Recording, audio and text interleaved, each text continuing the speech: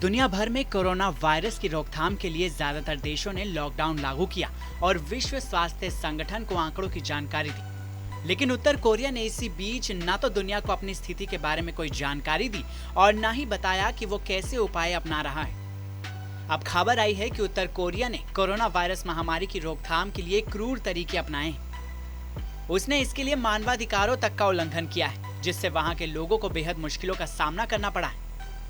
इस बात की जानकारी यूनाइटेड नेशंस के एक जांचकर्ता ने दी है। तानाशाह किम जोंग ने अपने लोगों को भूखा तक रखा है। इस देश की सीमा चीन से मिलती है। बीते साल यहां चीन से लगने वाली सीमा को बंद कर दिया गया। अंतर्राष्ट्रीय यात्रा पर पूरी तरह से बैन लगाया गया और घरेलू स्तर पर भी लोगों की आवाजाही को नियंत्रित कर दिया गया। अब एक रिपोर्ट में देश में मानवाधिकारों पर विशेष ध्यान देने वाले यूएन के दूत टॉमस एजिया कोटियाना ने कहा है कि उत्तर कोरिया ने दुनिया के साथ ज्यादा कटाव के साथ ही मानवाधिकारों के उल्लंघन में भी वृद्धि की है। उन्होंने यहां के अधिकारियों से यह सुनिश्चित करने को कहा कि संक्रमण से बचाव के लिए ऐसे उपाय न अपनाएं जिनका प्रभाव महामारी से भी ज्यादा नकारात्मक रूप से पड़े।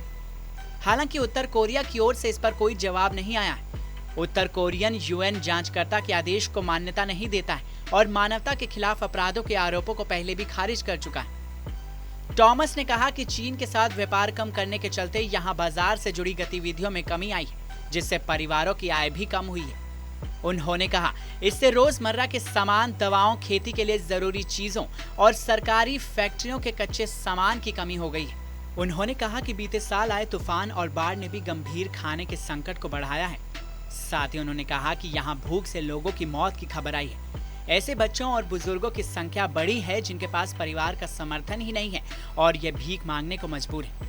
मानवीय कार्य लगभग ना के बराबर हो रहे हैं। उत्तर कोरिया में केवल 3 अंतर्राष्ट्रीय सहायता कर्मी रह गए हैं, जबकि राहत सामग्री चीनी सीमा पर आयात प्रतिबंधों के चलते महीनों से अटकी हुई है। टॉमस ने उत्तर कोरिया से अनुरोध किया कि वो दवाओं को देश में आने दे ताकि लोगों का टीकाकरण किया जा सके।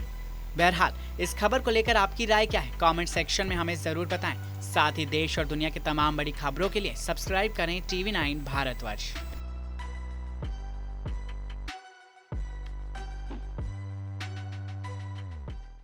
परवाह देश की, सोमवार से शुक्रवार रात 10 बजे TV9 भारतवर्ष पर।